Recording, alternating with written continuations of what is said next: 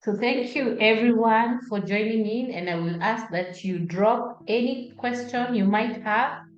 Today we are going to look at the topic love and childhood, how a child interprets love, and how you as a person interpreted love as you were coming up, and how that has shaped who you are today, especially because this is a month where there is a lot of hype around Valentine's and showing of affect, gift giving, being present. And there are people who use that time to just pop in, and the whole year they have nothing else to give. Whereas there are others who have a different school of thought. They choose not to participate on the day, and uh, because they feel they show up every day. So, which one is better? Which one do you prefer? Or how do you show love? How do you um, interpret love? That's the conversation of the day. So, it is now time, and I will take you right on it.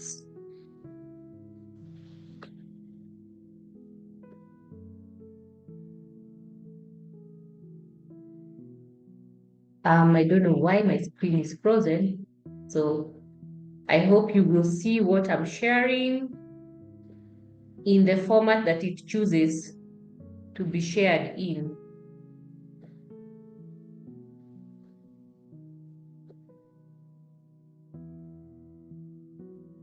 So let me take this opportunity to introduce myself. My name is Nancy Wanjiro. I am a psychotherapist practicing at Hisia Psychology Consultants. This is something I do out of passion and training and skills gained over the years. And I'm happy to have you in this conversation where we are going to look at love. And I wanted us to have a series of webinars where we extrapolate this even to your adult life. So we begin with understanding how a child and an adolescent perceives love, how it affects or their interpretation in their psychological and social aspects. We will unpack the what is love, why love is important, who should show this love, and the how of love. Those are the main areas we are going to look at, unpacking, understanding emotional, psychological, and social aspects that are touched on love. So we have had all the romantic explanations that exist when we look at love. However, for the purposes of understanding ourselves, I want us to look at love as something that gives you security, because to a child, when they have security, when they can trust you, when they can predict an outcome, then they feel loved, they feel safe, they feel that they belong, they feel that they can participate in a homestead. So, security, trust, and predictability is what love should be. When you have this, it will shape your emotion and your mental well being. Without that, at the same time, it will it will shape your emotional and mental well being. So, either or, when a child is lacking security, when a child cannot trust, and when a child cannot predict, their emotional and mental well being is being shaped. So, we want to ensure that we are helping these children shape their emotional and mental well being from the right resources and in the right manner. So, what does love need? What does a child need to feel loved? They need to feel seen. They need to be soothed. They need your presence. And in your presence, we are looking at aspects of trust. We are looking at aspects of communication. We are looking at aspects of predictability. Are you predictable as a caregiver? Are you predictable as a parent? Are you predictable as the person who is shaping the life of this child? Are you present? Can they feel you? Can they see you? Can they hear you? When we talk of visibility, It's just not your presence being there in the physical area. It also means you being able to see that child, you being able to affirm that child, you being able to praise that child, you being able to correct that child, you know, and soothing when they are anxious or when they present symptoms of worry. Are you able to give them comfort? Or do they have now to create their own ways of pacifying their emotions when they are going out of hand? So we need to be able to soothe these children. And at the same time, we also need to understand that love now, when we're looking at it from a holistic perspective, it encompasses a range of strong and positive emotions, because emotions exist both positive and negative. But for love, the purpose of this conversation, it has to do with those positive emotions and their mental health states. Mental health states involves what they are thinking and how they are thinking, how they interpret the world. Okay? All those are important because they stimulate a response or a reaction from a child.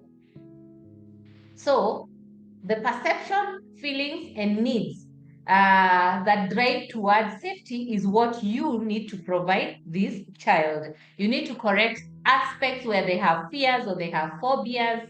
You need to encourage them to show up for themselves, to understand their needs, to express them, and to ask because they will be heard.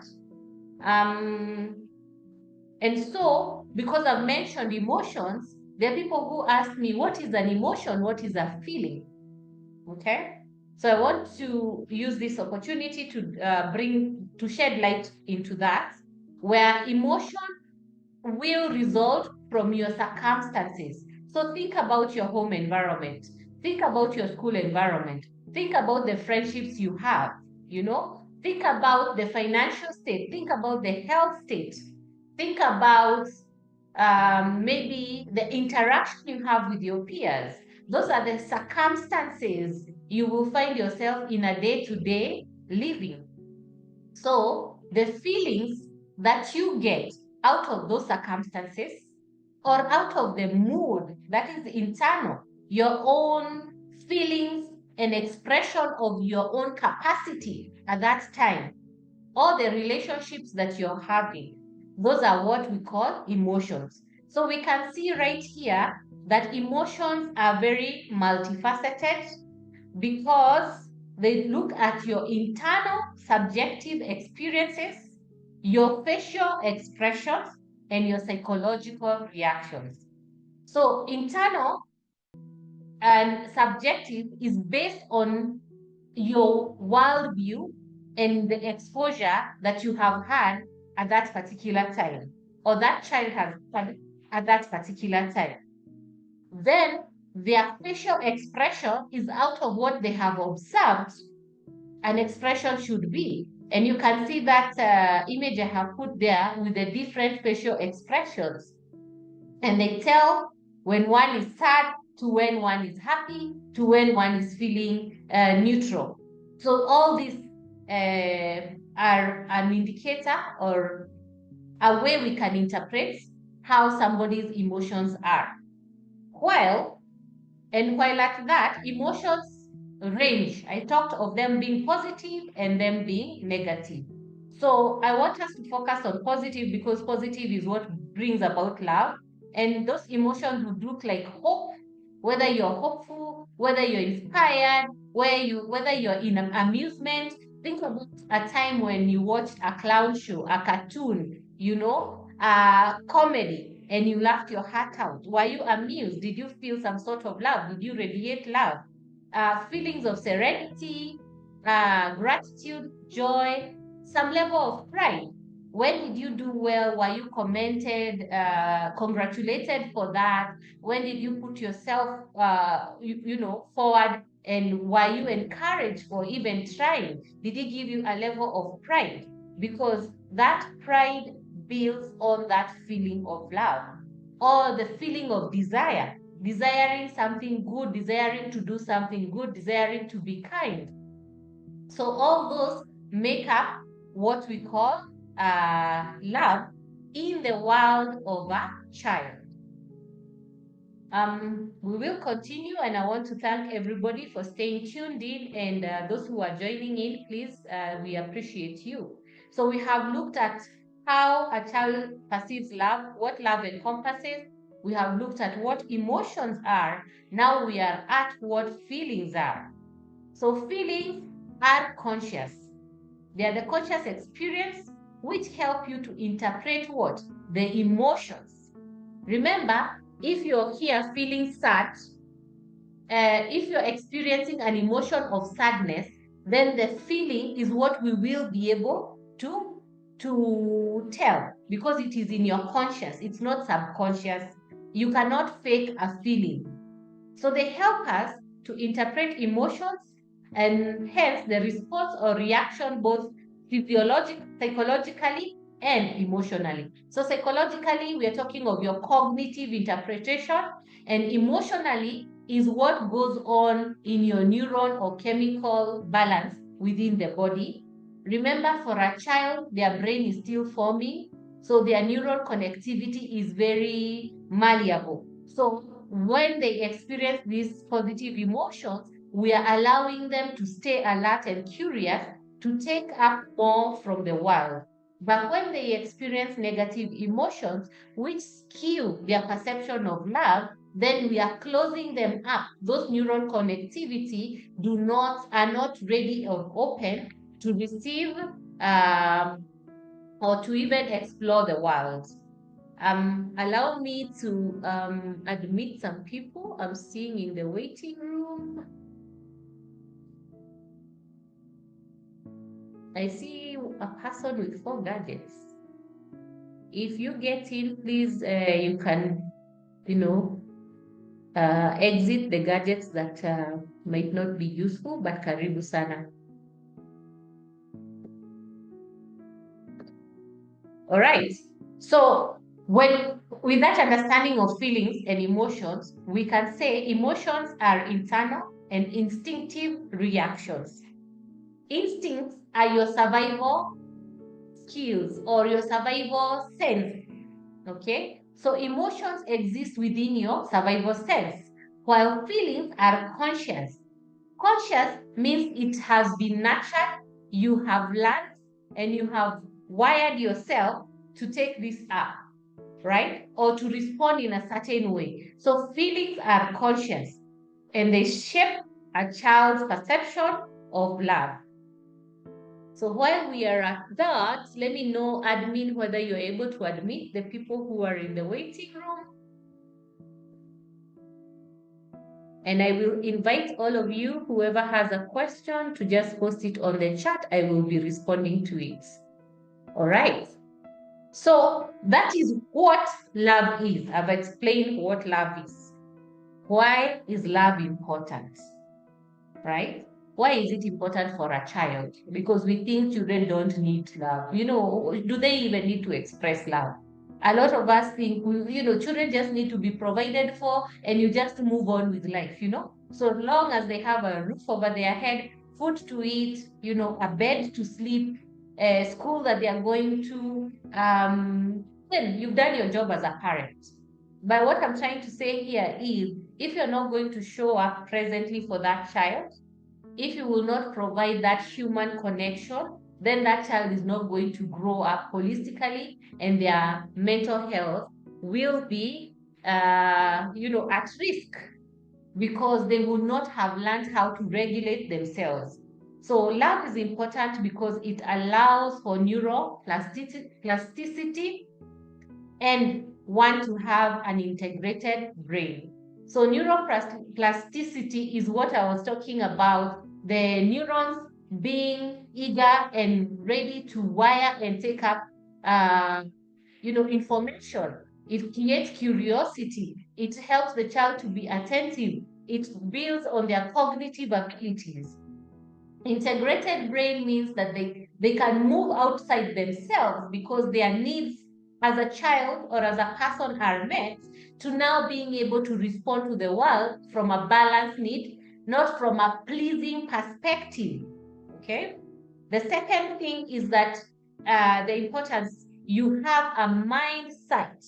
Notice the word sight, and sight looks at seeing, all right? A sense of seeing the community, a sense of care, a sense of compassion or collaboration. So this child will be able to do that. And when we look at the skills that we should help children have, compassion is one, collaboration is another, you know. Care and kindness are bonuses. So if your child withholds from collaborating, it means that there is an aspect of them and an ingredient of love that is lacking, and you need to look at it from the home base. All right. It helps, having love helps the child to be able to interlink or integrates the parent-child relationship, to know and appreciate that this is my parent and I'm happy that I have this and I feel secure. So my attachment with my parent or my caregiver is secure. But when there is a lack in the ingredient of love, this child will be insecure, they will be avoidant, or they will be ambivalent or anxious. All right. And those are some of the symptoms that we see later on in life. And we, you know, people come to therapy saying, this is how I feel when I don't receive A and B. And it's because when they were growing up, there's an aspect that was lacking in the view of love. So we want this child to be able to have an interlink or to integrate the parent-child or parent-caregiver love.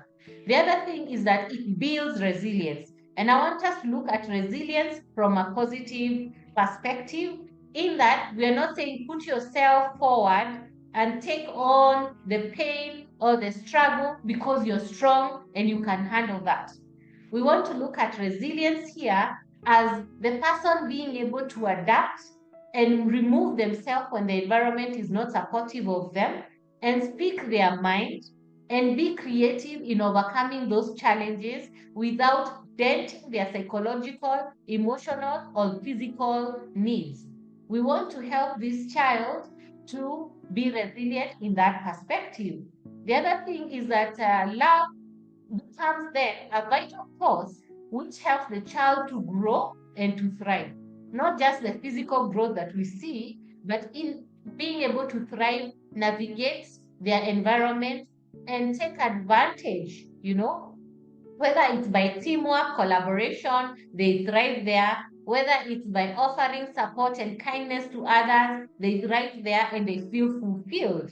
And in terms of with a challenged mental health, we also have people having physical challenges. So their growth or their milestone might be affected. So when you provide love, this child is able to grow and achieve their milestones as expected, or even surprise us with going over and above. This child is able to develop relationship and have healthy attachment styles. So here we are looking at parental and social relationships being the biggest predictor of the mental health of this child, or the mental health in your life. Your parents and the social relationship did shape that. It helps us to know whether you will be stable or you're gonna have a challenge. And if you scan back, you can tell the experiences that you value that made you feel loved, and the experiences that you did not value, and how they affected your attachment style. So, and since we are looking at cognition, intellect growing out of love, the brain, since it's a work in progress, it helps the brain. The brain is able to grow. And when you're in your adolescent years, when we say, oh, we cannot tell why this teenager is behaving the way they are, remember they are behaving that way because even their brain, their emotions, their neurons, the chemical in the body is all growing at a very rapid rate. And at this point, this child is able to remodel. Even in their teenage years, they can heal what they did not receive when they were younger. So they can remodel their view of love. They can prune what they feel does not serve them. And maybe in the pruning process, that's why you hear a lot of people saying that child or that teenager seems very selfish or self-centered. They are actually learning to prune the things that are not healthy for them, to create space for what allows them to have more connectivity, to help for what helps them to feel that they belong, and to help them feel that they are thriving.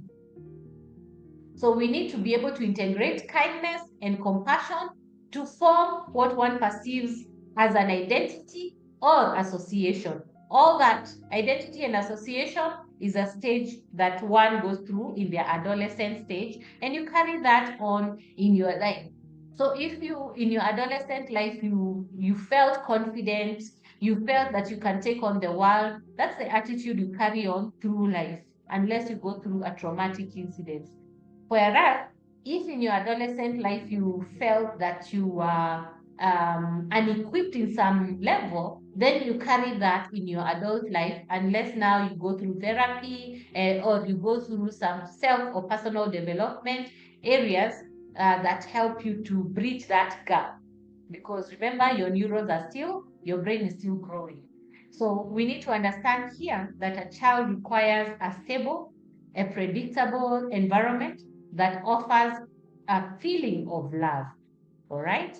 And I will go back to what love is so that we can be able to relate. The feeling of love, we are looking at it being security, being trust, and being predictability. We are also looking at it being you seeing that child, you soothing that child, you forming a trusting relationship by being present, by communicating, and by being predictable. So that is what our definition of love is.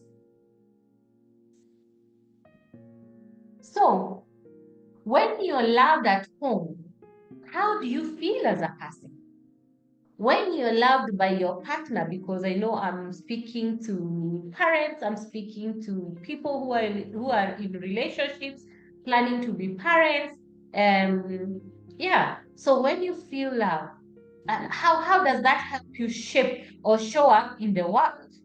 Because love is like a shield, as you can see in that picture. That child is has a surrounding of fire, so they have a perimeter of protection. And where they are looking up to, there is a shield that is bright, somewhat guiding them. And then there is the aspect of the shape of the love part. And we can see these things extending beyond even the shield. So this child goes into the world feeling like a warrior, feeling that they have a winner mentality, feeling like they can take on the world. So that is what love should give you. It should give you a feeling of safety and protection. It should give you a sense of communication in that and trust, because they are predictable relationships. And it will help you to have healthy attachments. So why is love important? You know, why is love important to you when you think about it? I narrowed down this. Of course, it grows broader. Love helps in the brain development. Do you love your mind? Do you love your brain? Do you love your heart? You know, do you love your gut? Because all those parts have a brain, they have a mind of their own. So love helps in the development of this. I talked of neuroplasticity and resilience. It helps you to build secure attachment. Now, you may have observed caregivers who walk into a room and a child runs away or stops doing what they were doing because they don't feel safe. And you may have observed caregivers who step into a room and a child sprints and runs to them and wants to talk about how their day was, or wants to talk about or hear how the caregiver's day was. Now, that's a healthy or that's a secure attachment. And the previous one was the unhealthy attachment. So, love helps even the parent child relationship to look and to appear and to be healthy. Love helps in identity formation. What is your self-perception? Do you know who you are? Do you know your worth? Do you know your skills? Do you know your abilities? Do you put yourself forward in the right places? Because if you do that, then you have opportunities of trying and achieving and again trying and repeating that cycle. But for people who don't have an identity, they will rely on being told or the description of others to themselves. All right? And that description might not be the whole picture because you're different from the person who is looking at you. Your experiences or your internal analysis are different from the person who is looking at you. So when you surrender that to someone else, and at this point they might not be trained in supporting in mental health or non-judgmental environment, then you're putting yourself at risk. So when your child can be able to tell you, this one I can do or I can try, it is important to encourage them and to find out from them, why do they think that they can do that? What do they hope to receive from it? So that you have room for building that child up towards unfolding their potential. The other part is that it helps with the mental health, and this includes social connections, because these social connections will predict your future well-being. In this day and age, we don't look at your net worth as as the measure of success. We say you are as good as your social connection. So are your social connections healthy? If they are healthy, then you're healthy as a person.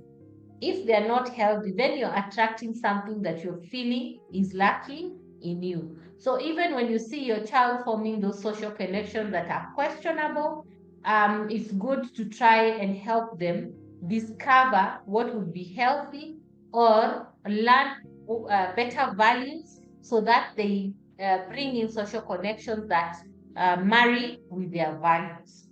So when you're given this love, in the aspects that we talked about, what will you observe in that child?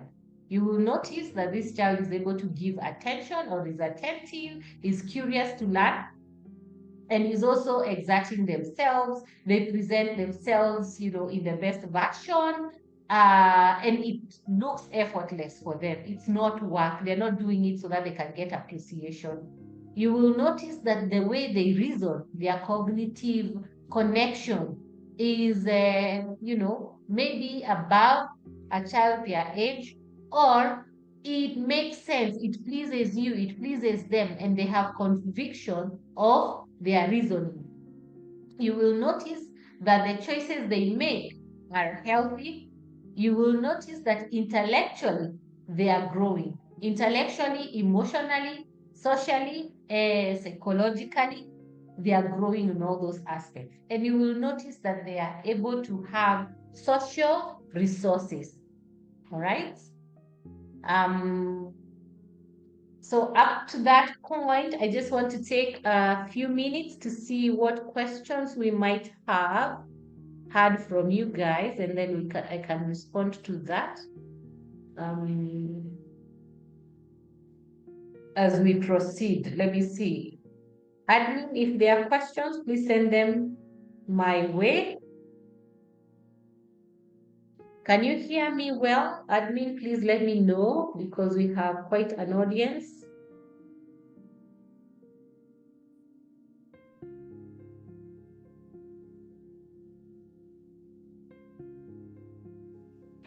Admin, are you there? Are there questions that you can see on your end?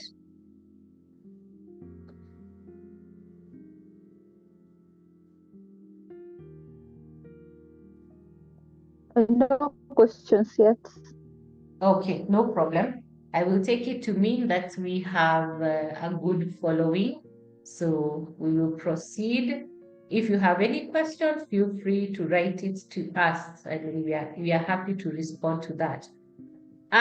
So who is responsible for teaching this child love. All right. Uh, the people who we most of the time assume have no role to play, most of the time are schools and teachers. And we expect that schools and teachers are able to build on the emotional intelligence and help in the social learning of this child. And so, because social learning is an aspect of love, the schools and teachers are responsible for that. Then we have parents, because behavior or the expression of love is learned. The child sees and models or mimics that. So parents should provide or should be good role models. They should provide a nurturing environment, nurturing in that it is safe so that this child can be able to explore and can be able to express themselves and they can learn. We also have peer and community. Those are friendship and social support. They shape or they teach what love is. Okay. So sometimes there are parents who come in for therapy and say, when my child went to school, they came back with this behavior. Yes, they came back with that behavior because they are learning from their friendship groups or their social support. The other key area that we cannot forget here is that there is media influence. And so it shapes your child's perspective of love. So a child can learn positive emotions that we have looked at. They can learn to have positive feelings. They can mimic what they have been learning from the media. And they can as well normalize negative emotions, feelings, or perception. It can shape their worldview of love or their sense of safety, their sense of being seen, their sense of security. Because, right now, I know a lot of people are, they are on the verge of wanting to be seen, so posting or keeping up to date with all the information that is on media. So even when a child gets stuck in that loop, they may not know how to ground themselves because they are overstimulated. And so their focus or concentration or commitment to a job or to something gets affected. And so when it even comes to relationship, they have learned those patterns and they may not be consistent because of the media influence. So we have to be careful on what we are exposing our children to. So since we've seen who is responsible, how then do we show love to our children and to the growing teenagers? We do this by creating play and engagement. If you ask a child what they love most about school, their first answer will be, I like school because I get to play with my friends. Okay? So when they are playing, they are experiencing love, they are being seen, they are being allowed, they are able to express themselves. So we should encourage play and engagement and not take them to the play centers that are there and sitting far as a parent. If you are able to get and play with them. If it is within the homestead, have times that you're able to play. That is, you can go cycling, you can kick balls around or throw balls, you can blow bubbles, you can conduct a science and experiment where this child is learning or growing in creativity. You can do art projects together so that the barrier or the fear that might exist that you would be judging them, those walls crumble and the child is able to express themselves and see themselves as capable, of course, using you as a benchmark. The other area you can look at is being able to communicate, having some communication and routine, because this provides predictability. So if you ask a child, what do you do in a day? And that child is able to tell you, okay, I wake up in the morning, I spread my bed, I brush my teeth, I wash my face, I go take breakfast, or I shower, I go take breakfast, then dress up, go to school. When I come back from school, I take some time to, relax my mind. Then I sit, do my homework, then I have dinner with my family. It's a child who has routine. But if you ask a child and they don't have a routine, they cannot be able to predict. And even themselves, they don't know what to expect. So what does that make them later in life? They become anxious, okay? Or they become avoidant, or they don't believe in their own abilities when they are given tasks because they never learned that from the home front. The other thing is that you create positive reinforcement. Positive reinforcement affirms and it encourages good behavior. Okay? How does this happen? When a child does a good thing, make a big deal out of it. Even if you're making a big deal every day, they will always find something better and better and better, or they will know this is how I should show up. These are the values that are appreciated in my family. These are the values that I should take up. These are the values that speak to me. Make a big deal, affirm them. All right. Um, you should model care and compassion. So, how, as a parent, as a caregiver, are you demonstrating kindness? Are you demonstrating care? Do you have members of your family that are in need and you ignore because your child is observing and is seeing and they are using that as their moral compass? And so, in life, when they're demanded more of, they will not know how to show up in that perspective because they didn't learn it from their home front. All right? So we are concluding. We look at love being essential for a child's growth, for them to grow healthy in terms of physically, in terms of psychologically, in terms of emotionally. They need to have those aspects we talked as encompassing love. They need to have secure relationships and to be able to foster mental health and emotional health. All right. So mental health is what is their worldview, what is their perception, what are the things that you approve of and agree with? Are they incongruent or agreeable with what that child sees as correct? Sometimes a child could think something is right and it's not, but it's based on their perception or their exposure. So you need to step into their world and help them elevate that. The other thing is that everyone plays a role in shaping a child's experience of love. So whether you're an uncle, whether you're a cousin, whether you're a caregiver, a parent, a neighbor, whatever your role is, you play a role in shaping a child's experience. I see a lot of people seeing children and smiling and making funny faces, and trying to interact with that child. And when you're doing that, you're shaping that child's experience. Um, the other thing that a parent needs to do or a caregiver needs to do is integrate. They need to integrate their view of love. They need to heal and they need to nurture positive perspective. Because when you are unable to nurture this, you will definitely affect your child's view. So it will be carried forward. But when you integrate your view of love, if you feel it lacks in a certain way, work on that. Work on building a fresh identity. Work on healing advanced childhood experiences. Work on healing any traumas you might have. Work on learning to live with whatever lifestyle disease you might have or terminal illness that you might be going through at that particular moment, so that you don't affect this child. The other point is, and the last one is being mindful, accepting, and willing to shift your perspective, not being rigid. Okay.